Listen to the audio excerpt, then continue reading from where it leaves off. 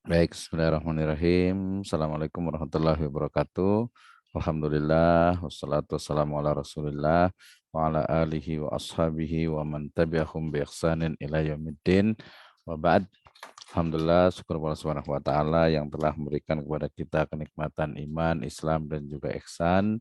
Kemudian selawat dan salam sama-sama tercurahkan kepada junjungan alam Habibana wa Nabiyana Muhammadin Sallallahu Alaihi Wasallam, kepada seluruh ahlul baitnya, para sahabatnya, serta orang-orang yang senantiasa mengikuti jejak sunnahnya hingga akhir zaman.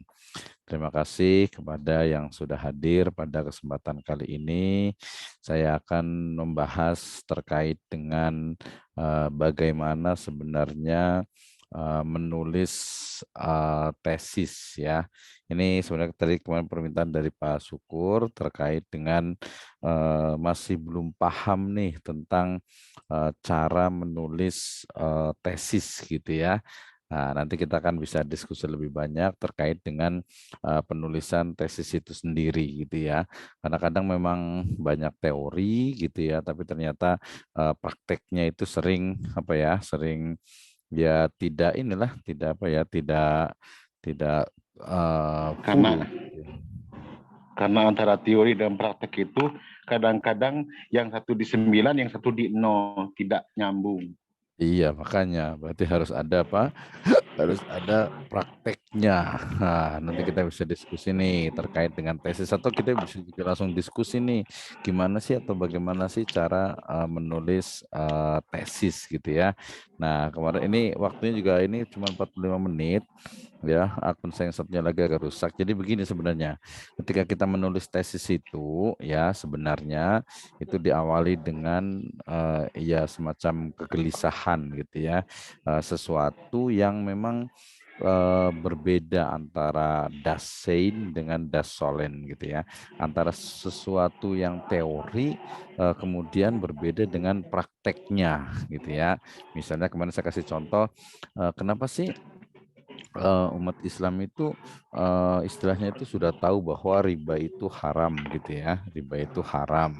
Tapi kok apa ya, masyarakat itu masih ada gitu ya, bukan ada malah banyak yang bertransaksi dengan riba itu sendiri. Nah, ini kan menarik nih, berarti ada apa ya, ada semacam gap antara yang seharusnya dengan yang terjadi gitu ya, sesuatu yang terjadi di masyarakat dengan yang seharusnya. Nah, ini menjadi permasalahan. Nah, tetapi nanti kalau dalam konteks tesis itu biasanya yang paling penting itu adalah pertama itu terkait dengan memang apa yang disebut dengan program studi yang kita ambil gitu ya. Artinya kalau kita program studinya Magister Ekonomi Syariah ya berarti ruang lingkup dari ilmu ekonomi syariah itu sendiri gitu ya.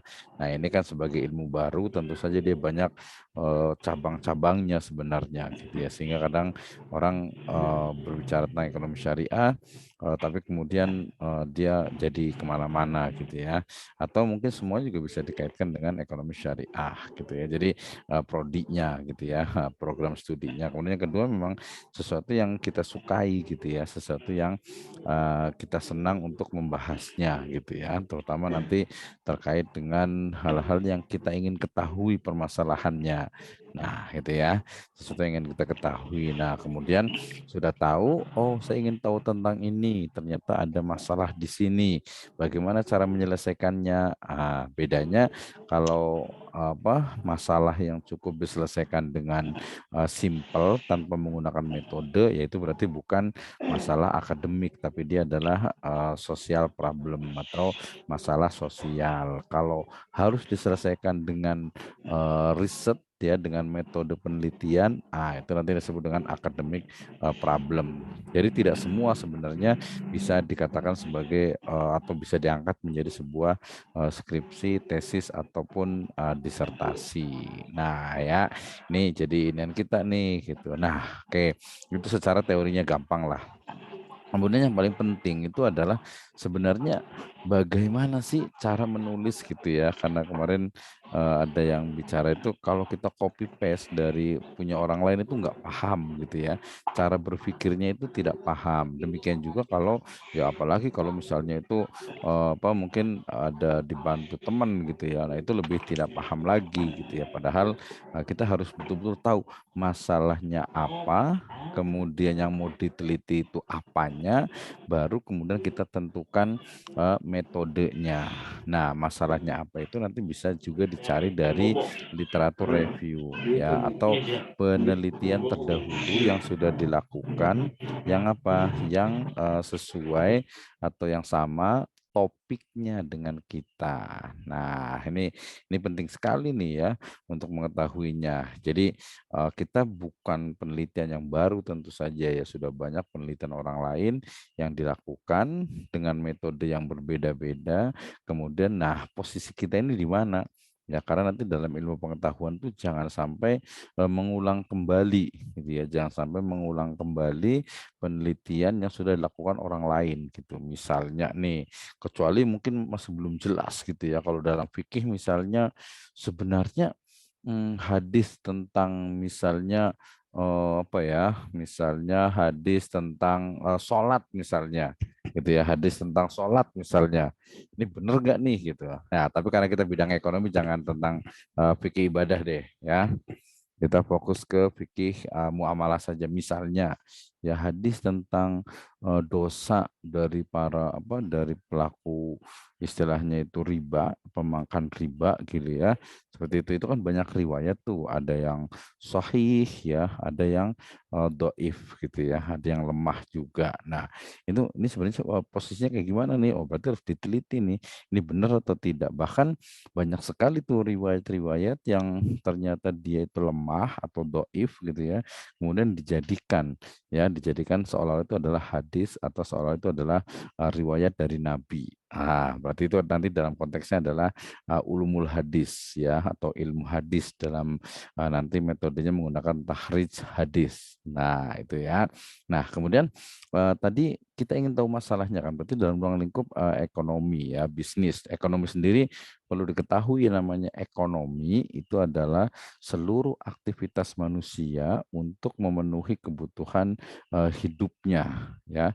Itu adalah ekonomi ringkasnya gitu ya. Jadi hampir seluruh aktivitas. Nah, dalam konteks Islam kebutuhan manusia itu dia bukan hanya yang sifatnya itu makan minum gitu ya, termasuk juga sebenarnya agama juga gitu ya, termasuk juga kepuasan dalam artian itu untuk menambah ilmu pengetahuan. Nah, ya, ini sangat penting sekali nih. Oke, saya balik lagi. Jadi kalau kita ingin menulis tesis ya, itu hal pertama yang dilakukan itu adalah ya, saya ingin meneliti tentang ini misalnya gitu ya.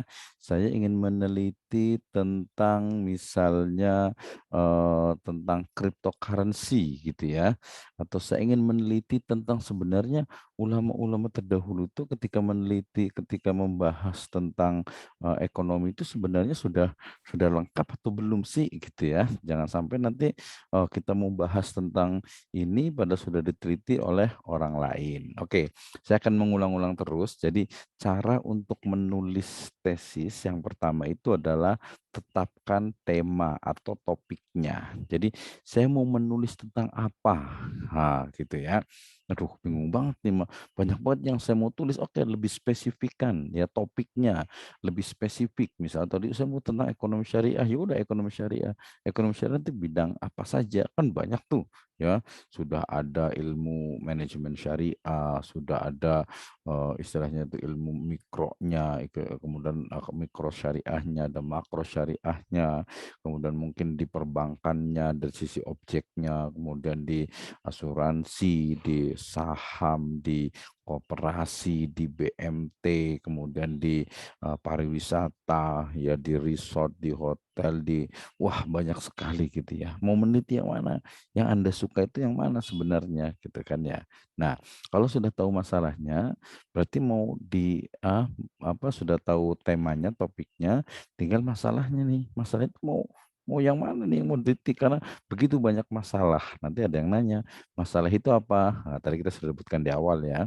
Masalah itu adalah ya sesuatu yang terjadi atau sesuatu gap ya, suatu yang terjadi di masyarakat di mana terjadi ketimpangan antara teori dengan implementasi, antara sesuatu yang harus dan sesuatu yang ada di masyarakat. Nah, itu masalah gitu ya.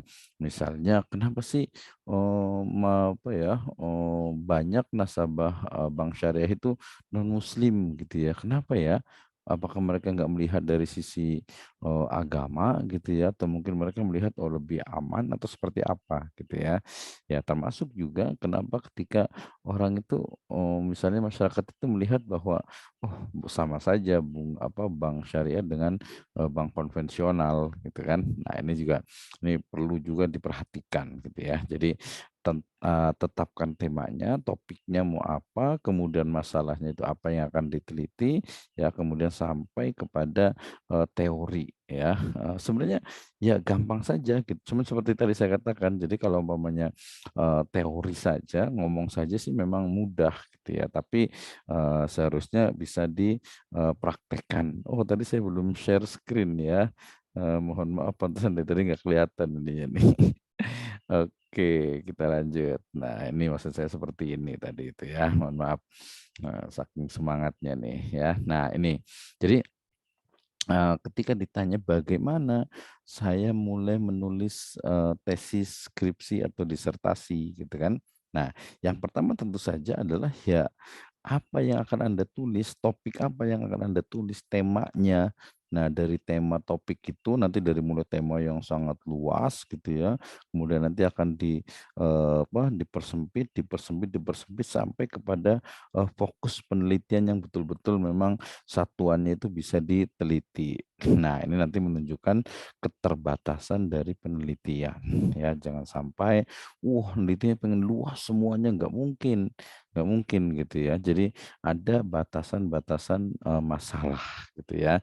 Misalnya Ustadz Aziz mau meneliti, semua pemikiran dari ekonomi Ibnu Taimiyah, ya sebenarnya sangat mungkin, mungkin saja, tapi, dengan waktu yang mungkin, terbatas, dengan biaya yang terbatas gitu ya. Ya bisa saja dibatasi, ya dibatasi misalnya hanya mengambil, 2 kitab beliau gitu ya, atau mungkin hanya mengambil satu kitabnya bahkan gitu ya, atau mungkin hanya mengambil dari, aspek misalnya mekanisme pasarnya saja, atau kemarin kan sudah spesifik ya di Al-Hisbahnya. Nanti, kalau hanya mendeskripsikan dari Al-Hisbah, perspektifnya atau menurut Ibnu Taimiyah, itu dia baru level memang S1 gitu ya. Tapi kemudian mengembangkan, kemudian juga, berinovasi dari pemikiran itu yang dikontekstualisasikan di Indonesia misalnya, itu baru, ya naiklah levelnya gitu ya ke master gitu ya. Nanti berarti kita sudah bisa menemukan, kita bisa, menyampaikan bahwa reaktualisasi dari pemikiran Ibnu Taimiyah terkait dengan Al-Hisbah gitu ya, yang paling penting itu adalah misalnya, kemarin kita sebut dengan badan metrologi misalnya, gitu ya. Kemudian juga mungkin apalagi nih di Indonesia, ya kita cari di situ. Yang kalau saya tahu ya metrologi itu ya, sama nanti, lembaga yang memang selalu melakukan, pengawasan dan juga, operasi pasar gitu ya. Operasi pasar biasanya di Kementerian, Perdagangan tuh ya, di Kementerian Perdagangan berarti nih gitu ya. Oke, kemudian juga, tapi juga bisa juga misalnya misalnya di, pengadilannya ya, di pengadilan. Ya ketika kan otomatis ketika terjadi sengketa dan lain sebagainya, otomatis dia akan ada, istilahnya itu istilahnya itu, apa yang disebut dengan, ini ya, apa sih, permasalahan gitu ya, harus diselesaikan. Nah itu berarti di sana juga pengadilan tuh berperan gitu ya. Nah kemudian, masalah ada, topiknya ada, kemudian juga nah teori tentang tema itu, tentang topik itu sebenarnya sudah, disebutkan belum oleh para ulama gitu ya, sudah disebutkan belum? Nah, cara mengetahuinya tentu saja dengan, melihat dari literatur review, melihat dari, penelitian ya yang sudah dilakukan oleh orang lain, ya sudah dilakukan oleh peneliti yang lainnya. Ini yang disebut dengan, literatur review. Gitu ya.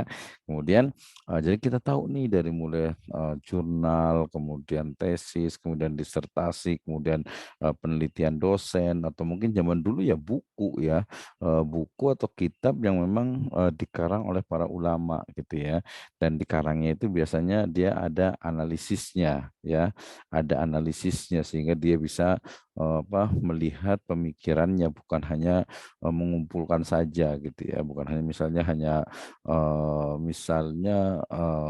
dalam konteks misalnya ada hadis arba'in an-nawawiyah gitu ya, itu kan dikumpulkan walaupun nanti ada, dalam mengumpulkan, dalam menetapkannya, di situ ada pilihannya kenapa sih harus 40 gitu ya, kenapa hadis pertama itu ini, hadis terakhirnya itu ini, ya, kemudian kenapa ada beberapa yang mengatakan ini hadisnya itu, misalnya itu, hasan gitu ya, atau, ada satu kalau nggak salah yang dhaif itu ya, tapi kemudian ada syawahidnya. Nah itu penelitiannya, tapi dia di bidang, ulumul hadis gitu ya. Tapi kalau umpamanya ingin perspektifnya gitu ya, perspektifnya berarti, seperti apa nih gitu ya, mungkin teori-teori, ekonomi tuh dalam hadis arba'in, adalah gitu ya, misalnya ada hadis tentang innal halala bayyinun wa innal harama bayyinun wa bainahuma umurun mustabihat la ya'lamuhunna katsirun minan nas dan seterusnya itu ya. Jadi di situ kan ada, tentang yang halal, kemudian yang haram, kemudian yang subhat dan,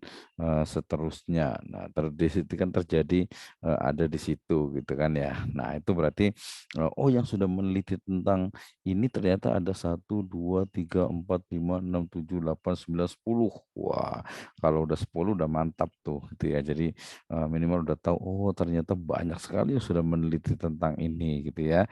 Nah kemarin saya sampai lupa lagi tuh yang Pak, Ustadz Aziz tuh, sudah berapa, kemudian, siapa saja yang sudah meneliti, kemudian seperti apa, itu saya sampai lupa lagi tuh, nanti boleh dilihat lagi kayaknya itu ya.